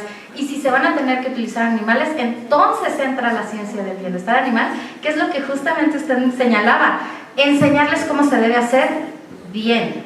Ajá. Sí, claro, no estoy de acuerdo al 100% en todo lo que comentaba, porque como usted bien señalaba, el caso de la talidomida, que es paradigmático en ese sentido, nos hace reflexionar que los experimentos que se llevan a cabo en animales no siempre ofrecen resultados que se pueden extrapolar a los humanos. Puede ser por una mala elección del modelo animal, pero también muchas veces esto que usted señalaba en cuanto a que se necesita tener un grupo lo menos variable posible, me da una validez interna al experimento, pero cuando ya se evalúa la validez externa, es decir, los efectos en una población humana que es tan heterogénea, que es tan diferente, en donde yo, por ejemplo, puedo controlar el sexo, la edad, los patógenos específicos que tengan esos animales, pues claro que me van a dar resultados así que van a ser muy aplicables a ese pequeño grupo, pero ya para un grupo muy grande pues ya no. Y entonces por eso no estoy de acuerdo. Ahorita de hecho hay mucha información saliendo a la luz, no fue el tema de esta sesión, pero sí que hay muchas publicaciones, muchísimas, que están señalando que de hecho el mejor modelo que se debe utilizar para un humano siempre debe ser otro humano. Ajá. Claro, hay normativas porque de hecho sí se experimenta con humanos, todos de hecho seguimos siendo seguimos siendo conejillos de indias en estas fases experimentales de una droga, por ejemplo, ¿no? De un fármaco, en donde hay una fase preclínica, una fase clínica en humanos sanos, ¿no? Con diferentes etapas, en humanos sanos hasta que se saca a la venta, y luego hay un sistema de farmacovigilancia en el que el profesional de la medicina humana tiene que reportar, aquí están estos efectos secundarios, bla, bla, bla, y entonces a lo largo de cierto tiempo se vuelve a reevaluar si ese fármaco o ese tratamiento o ese dispositivo funcionó, y si no funcionó entonces se retira del mercado, pero en el ínterin ya se dañó a ciertas personas, ¿no? Entonces, lo que justamente están comprobando estas publicaciones es que a lo mejor deberíamos saltarnos los experimentos animales y ya entrarle directo a los humanos, ¿no? Con las consideraciones bioéticas. Aquí escucho así como risas de, ¿cómo nos vamos a poner a experimentar con humanos? Tenemos que hacer experimentos en humanos apegados a criterios bioéticos y desde luego a normatividad. O sea, no puedes experimentar con una persona que no haya consentido de manera voluntaria, que no tenga ciertas garantías, que pueda salirse del protocolo experimental. O sea, tienen ese derecho a salirse del protocolo experimental en el momento en el que lo decidan, y además que reciban los beneficios que resulten de esa experimentación. O sea, sí hay condiciones que además creo que se van a revisar cuando se hable sobre bioética en experimentación con humanos, con el doctor Jorge Álvarez. Sí, claro, ¿no? Pero ahora ya se está cuestionando cuántos de esos resultados obtenidos en animales fueron exitosos en humanos, y se ha encontrado un porcentaje de menos del 10%. Entonces ahí hay que revisar el modelo animal, el método de investigación, el método experimental, porque algo ahí falló en el ínterin. A lo mejor el modelo animal era el correcto, pero la metodología no. A lo mejor el análisis de resultados no, pero se pueden verificar y usar animales. No, desde luego, y qué bueno, agradezco muchísimo el comentario en el sentido de no quiero tener una postura maniquea de en este momento, a partir de este momento en la Facultad de Ciencias jamás se van a volver a utilizar animales, pero sí invitar a la reflexión, y como decía al principio, soy férrea defensora de las alternativas y de que se generen alternativas, pero cuando se generan alternativas, como bien señalaba la profesora, la colega, cuando se generan nuevas alternativas se tienen que validar. ¿Y contra quién se validan? Con el estándar de oro, que es justo el experimento con animales. Entonces, nuevamente ahí se necesitan animales, pero si esa alternativa funciona, va a reducir el número de animales, y ahí se cumplen las 3 R's de Bosch, ¿no? Bueno, las otras 2, el refinamiento que se sustenta en el bienestar animal, la reducción del número de animales, y en su momento, a lo mejor, el reemplazo de los animales. Sí entiendo que las investigaciones pueden ser mucho más largas cuando se utilizan animales que son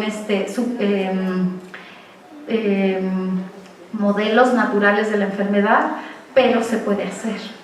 Claro, no va a avanzar tan rápido el conocimiento, pero entonces se cumplen con condiciones éticas y legales de las que ya estábamos hablando. Aquí estamos hablando de una cuestión legal local, pero que también se puede ver reflejada en normativas federales y en normativas internacionales, que también agradezco que las haya mencionado.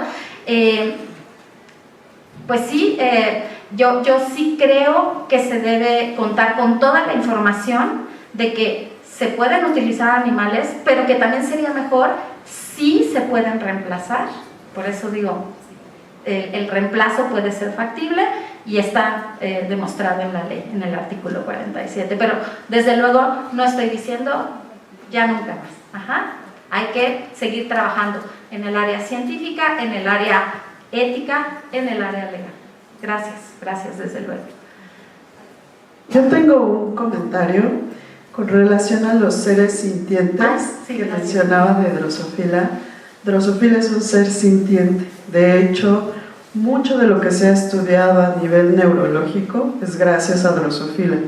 Oxford tiene muchísimos artículos muy bellos, incluso videos, donde explica el comportamiento a las adicciones utilizando a Drosophila como un modelo biológico para los humanos.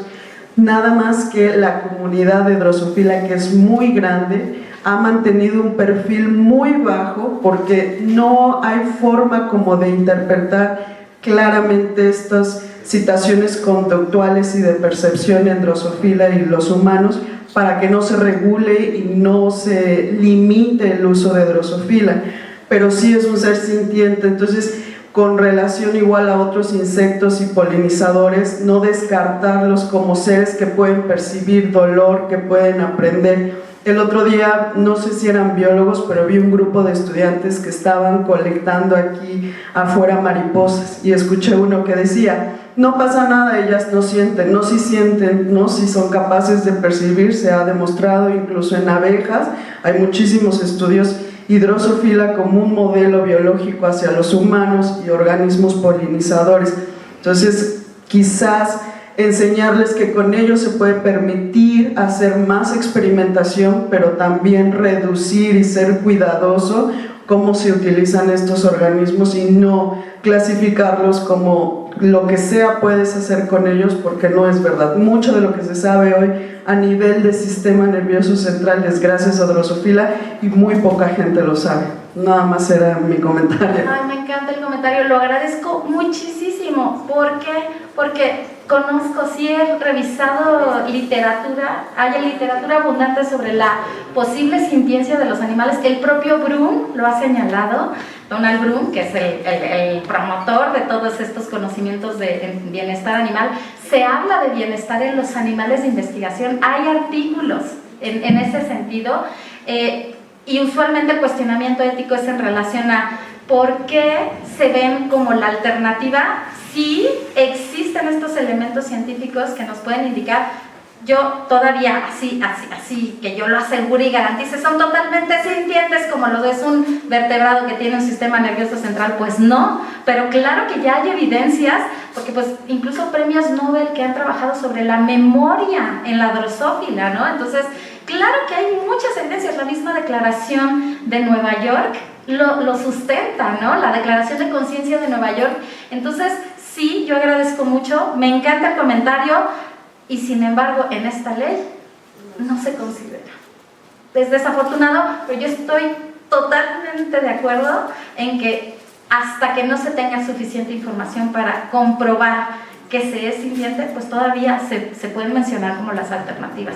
Porque pues así pasaba con los cefalópodos o con los crustáceos, ¿no? Pero claro, hay incluso estudios sobre las abejas que pueden pasar más tiempo jugando con una pelota. Yo les digo jugar fútbol, les gusta jugar al fútbol a las abejas, en vez de estar forrajeando. Y hay artículos que lo muestran, entonces a mí me hacen pensar, híjole, pues a lo mejor tienen más suerte de sistema límbico primitivo que no sabemos, no lo hemos encontrado, pero eso ya nos habla de estados mentales importantes, o estados afectivos. Muchas gracias. 2018 fue el último premio Nobel que se ganó de Drosophila por la investigación de los genes que regulan el ciclo circadiano y cómo la ausencia de sueño puede hacer que las moscas se vuelvan agresivas. Entonces, y como un modelo, o sea, está como un modelo biológico. Gracias. Muchas gracias, Hola, ¿qué tal? Gracias por la plática. Bueno, primero es una pregunta concreta, que es sobre el ejemplo que puso de las perritas con cáncer y después la ley, me parece. ¿Perdón? Las perritas que tienen cáncer y que se pueden utilizar contra la ley, porque me parece que hay una contradicción, creo que no las podrías utilizar, porque dice que tienen, decía la ley, si mal no recuerdo, que tenían que ser criadas con el propósito de la experimentación. Y la definición de animal de investigación. Ok. No sería compatible entonces, ¿no? No sería compatible con la ley. Eso es algo que yo digo. Yo, Elizabeth Telles, siempre promuevo la utilización de modelos naturales de la enfermedad. Pero estás promoviendo algo que no es compatible con la ley, eso es lo que me causa mucha curiosidad. Es correcto y creo que podría ser un buen alcance en la ley. Ahora no se puede. No. Vale. Y lo segundo es, me preocupó mucho la respuesta que le diste a la doctora Ramos con respecto a que la impresión que me diste al menos, dime si estoy equivocado, es que preferías la investigación con humanos a la investigación con animales. Al menos esa impresión me dio. Y el resto de la charla también me da la impresión de que sí está muy sesgado a no darse cuenta de problemas muy específicos que requieren respuestas específicas, y yo creo que lo que tú estás hablando es algo un poco más general con respuestas generales, ¿no? Y me quedo muy preocupado por eso, porque tampoco quiero que quede la impresión en los estudiantes de que eventualmente va a ser mejor hacer investigación con humanos que con animales. Gracias por ambas intervenciones. Me quedé también, quería comentar en el sentido de la utilización de animales modelos naturales de la enfermedad, que sí ya hay publicaciones que utilizan animales en donde se les reconoce a los propios tutores responsables que permitieron la participación de los animales como sujetos experimentales o sujetos de estudio. Entonces, sí, es verdad, agradezco mucho este señalamiento en cuanto a que la ley sería algo contradictorio con la Ley de Protección y Bienestar de los Animales. Sin embargo, creo que es una propuesta viable, sobre todo si se vela por el bienestar de esos animales, se les da el reconocimiento y se salvaguarda su salud, su integridad o la restitución de su salud si se les llega a afectar. Entonces, gracias por ese señalamiento, porque sí es algo que Elizabeth Telles promueve, no la Ley de Protección y Bienestar de los Animales, pero creo que es muy factible de ser aplicable. Ahora bien, con respecto al uso de humanos en la experimentación, a ver, y que es algo que también la doctora mencionó en cuanto a, pues es una doble moral. No lo creo así, porque sí hay posturas y reflexiones bioéticas en qué sentido. En que cuando existe colisión o conflicto de intereses entre dos especies, por ejemplo, una rata que entra a mi casa y que puede traer zoonosis, o un mosquito que me puede transmitir Zika, dengue o malaria, que ahorita tenemos problemas importantes de este tipo, claro que hay principios que me permiten matar a esos individuos para salvaguardar mi vida. Ese principio es un principio postulado por la ética biocéntrica, que el biocentrismo lo que defiende es toda vida tiene un valor intrínseco. Pero, ¿cómo ser biocentrista y no morir en el intento, no? ¿Cómo ser biocentrista y respetar toda forma de vida? Porque entonces no podría alimentarme de plantas, porque también no estoy ni de plantas ni de animales. Estaría dañando a los animales. Entonces, según esta propuesta ética, cuando existe esa colisión o ese conflicto de intereses, yo puedo matar a un individuo para salvaguardar mi vida. Sí, solo sí, también va de la mano o hermanado con el principio de mínimo daño. Es decir, yo puedo matar a un individuo, pero tengo que buscar estrategias para que, por ejemplo, no haya muchos mosquitos y entonces tapo tambos o contenedores de agua. A lo mejor en vez de estar matando mosquito tras mosquito, pongo mosquiteros. Esas estrategias de prevención, no dejo mucha basura para que no se acumule algún sustrato que atraiga a las ratas, ¿no? Y entonces, claro que estos principios invitan a que no solo ocurran dentro de mi casa, sino en cualquier otro ámbito. Ahora bien, se puede utilizar animales en la investigación bajo este principio, porque ahí hay dos intereses vitales involucrados, que es el del humano de generar conocimiento para la supervivencia, contra el interés vital del animal que va a morir para obtener conocimiento, salud, etcétera, ¿no? O sea, avances para la salud de la humanidad. Entonces, se justifica siempre y cuando se apegue a criterios de bienestar animal. Sin embargo, lo que yo cuestionaba y que decía que era más factible experimentar con humanos es en los casos en los que se ha demostrado que los resultados no se pueden extrapolar. Y estábamos hablando incluso de un porcentaje. Menos del 10% de los experimentos que se hacen en animales se extrapolan a humanos. Entonces, todas esas vidas animales que se utilizaron no tuvieron, o sea, se gastaron esas vidas de animales, no solo las vidas de los animales, que son importantes, recursos, tiempo de las personas en investigaciones. ¿Perdón?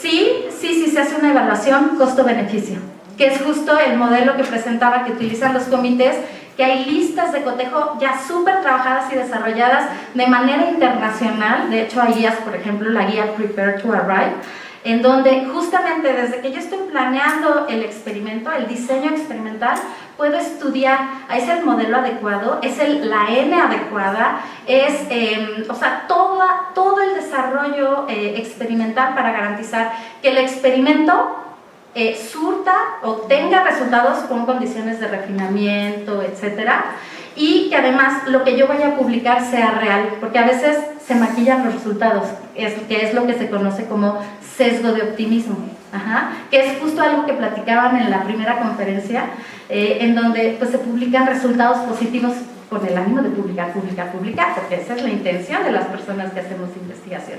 Y que también tiene que ver con la segunda charla, que se vincula con la ética en la publicación, ¿no? En la generación de conocimiento, y que además va hermanado con el uso de animales, con esta charla. Vean cómo de verdad las pláticas se fueron concatenando, y sí creo, sí estoy convencida de que para tener los resultados más aplicables son los que se van a obtener de humanos a humanos. Sin embargo, se tienen que hacer experimentos apegados a la legislación vigente. O sea, no es que yo diga, en este momento ya solamente vamos a experimentar con humanos. No, jamás he dicho eso. He dicho que defiendo las alternativas, que creo que es algo que es muy factible de utilizarse, y también estoy convencida de que en estos momentos no podemos prescindir del uso de los animales para la experimentación. Espero que con eso haya quedado más claro, y a lo mejor en ese sentido identifican el sesgo, porque sí soy defensora de las alternativas. Gracias. Creo que hay una, y no sé cómo vamos de tiempo, pero yo puedo estar aquí resolviendo preguntas. Adelante. Mi duda era que de qué manera se podría otorgar un espécimen con un modelo natural de la enfermedad para la contribución de una investigación, o sea, qué criterios y con quién ponerse en contacto, pero por lo que escucho no es plausible de manera así legal o con cualquier laboratorio, pues para otorgar un espécimen de esta manera, ¿o sí? Para evitar identificar la especie que sea el modelo natural idóneo para una patología en especial. Es muy sencillo. Te metes a un buscador donde haya publicaciones de artículos científicos, el que tú quieras, PubMed, la Biblioteca Nacional de Medicina, buscas modelo animal, buscas la enfermedad o patología que quieres estudiar, haces una búsqueda MESH, modelos alternativos o modelos animales. De hecho, también puedes agregar bienestar animal, disminución del dolor, y te arroja la información. Hay búsquedas más complejas que incluso te permitan encontrar alternativas que reemplacen a los animales, si es que existen. Nuevamente señalo, no es que en todos los casos existan alternativas, pero cada vez hay más información, y entonces por eso la lista de todas las organizaciones que justamente desarrollan estas alternativas. Bueno, es que yo tomé más como el caso de que mencionó de las perras con cáncer. Okay. Entonces tú tienes a un espécimen, o sea, un perro con cáncer, y quieres que este espécimen sea utilizado para alguna investigación. Claro. O sea, ¿eso es posible? Sí, y necesitas valorar que obviamente cumpla con los criterios de inclusión que la profesora señalaba. No todas las perras con cáncer van a cumplir con esos criterios de inclusión, por eso esas investigaciones se hacen más largas. Pero sí es factible hacerlo, y si uno pues está convencido y está interesado en el bienestar animal, se puede lograr. ¿Sale? Solo que no es factible en la Ciudad de México, pero podría ser factible cuando se vuelva a revisar la norma oficial mexicana, la Ley de Protección de los Animales. Sí, exacto. Perdón, es que quiero comentar algo que comentó la maestra con respecto a las moscas. ¿Por qué las moscas están? No nada más las moscas, todos los organismos son sintientes, todos. Eso es sin duda. Ahora, ¿por qué las moscas siguen siendo consideradas? Porque son consideradas un organismo de reemplazo. O sea, la mosca, el trabajar con la mosca busca que la cantidad, por ejemplo, de ratón, que es el siguiente eslabón en la cadena de evaluación, sea utilizado con menos número, menos frecuencia, etcétera, y que la mosca sea un tamiz, ¿no? Efectivamente, si tienen más de 100 años de investigación, bueno, para que sepan, yo soy la coordinadora y fundadora del Banco de Moscas de esta facultad, por eso lo comento, y una cosa muy importante es, sí, como les comentaba, el área de toxicología es altamente regulada. Pueden entrar a las páginas de la EPA, la Agencia de Protección Ambiental de los Estados Unidos, o la Agencia de Investigación en Cáncer de Francia, y ahí les va a arrojar cantidad de información acerca de lo que les interese de algún compuesto, de algún modelo, ventajas y limitaciones. Pero la otra cosa es que es muy importante entender que nunca se toma una decisión sobre un organismo. Por más que a mí me gusten las moscas, no son suficientes. ¿Por qué? Porque puede ser que tenga resultados específicos de especie. Fue lo que pasó en el caso de la talidomida, ¿no? Sí se evaluó, pero no existía el bagaje de conocimiento necesario para escoger el modelo adecuado, y fue el gran error. Entonces, ¿qué es lo que hace la IEPA y qué es lo que hace la YARC? De toda la investigación que está publicada, ¿sí?, hay comités absolutamente serios que revisan desde cómo está hecho el trabajo, tamaño de muestra, seguimiento de protocolos, todo. Si los trabajos cumplen con criterios de inclusión muy estrictos a nivel de literatura científica, entonces se consideran los resultados. Y la idea es, si un compuesto es peligroso porque rompe cromosomas de las habas, porque provoca rompimiento en los chapulines, porque provoca rompimiento en los ratones y en las moscas, lo más probable es que va a hacerle daño al humano. Por lo tanto, hay que regularlo. Jamás se toma una decisión sobre un solo organismo, y son muchas. O sea, yo creo que ahí el dato es un poco diferente, porque mucho de lo que se hace allí es lo que ha servido para custodiar la salud humana. Es un área absolutamente antropocéntrica. O sea, todo lo hacemos para cuidar al humano, y en ese sentido sí hay mucha bibliografía muy seria que nos habla acerca del riesgo que pueden representar las drogas o muchas cosas. Ahora, ¿por qué me refería a las moscas? Por ejemplo, las moscas son organismos centinela. Eso es algo que no se ha mencionado y que es muy importante.